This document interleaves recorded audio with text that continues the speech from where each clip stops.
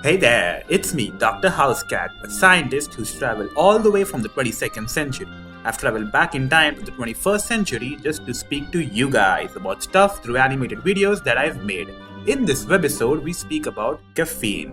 Yeah, you heard that right. Why caffeine, you ask?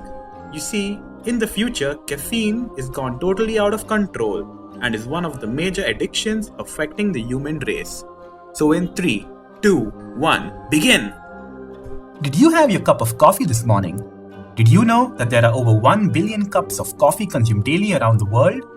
Yes, coffee is the second most consumed drink in the world after water and the second most traded commodity after oil. It's not known exactly how coffee was discovered, but it is believed that somewhere between the 6th and 10th century AD, an Ethiopian goat herder discovered that his goats were dancing on their hind legs after eating a certain cherry. These cherries were actually the fruits of coffee plants, and the seeds of these cherries, when roasted, are the coffee beans that you see today. But did you also know that caffeine is the most widely consumed psychoactive drug in the world? A psychoactive drug is a substance that temporarily alters brain function, resulting in temporary changes in perception, mood, consciousness, and behavior. Caffeine is a central nervous system booster. The central nervous system is responsible for the fight or flight mechanism, which is why caffeine makes you feel temporarily awake or energetic. A person having anxiety already has an increased heart rate to begin with, and thus the effect of caffeine only stimulates this further, resulting in jittery behavior and even panic attacks. Caffeine is even known to cause death in several cases. In the late 1990s, an Australian woman with a heart condition died after consuming a guarana-based shot. The product has been banned ever since.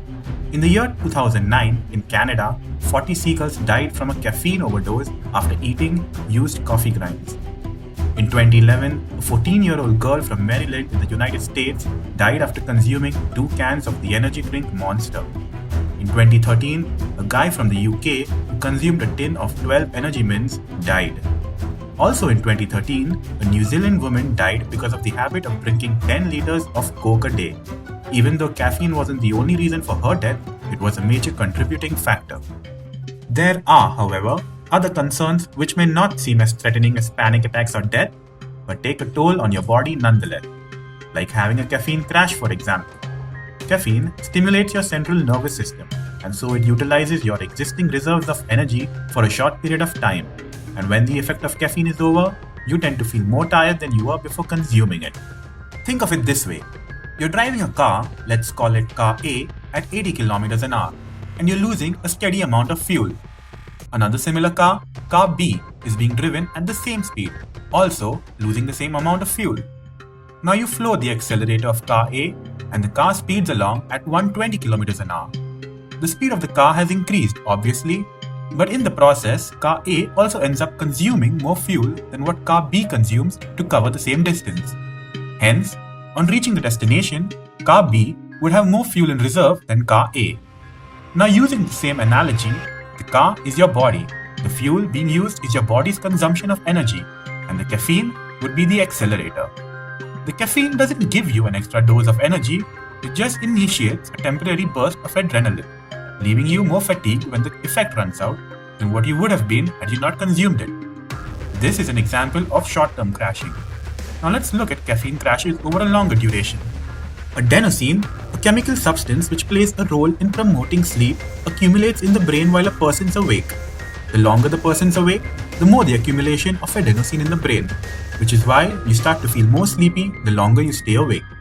When you sleep, the chemical is slowly got rid of by the brain, and thus you wake up.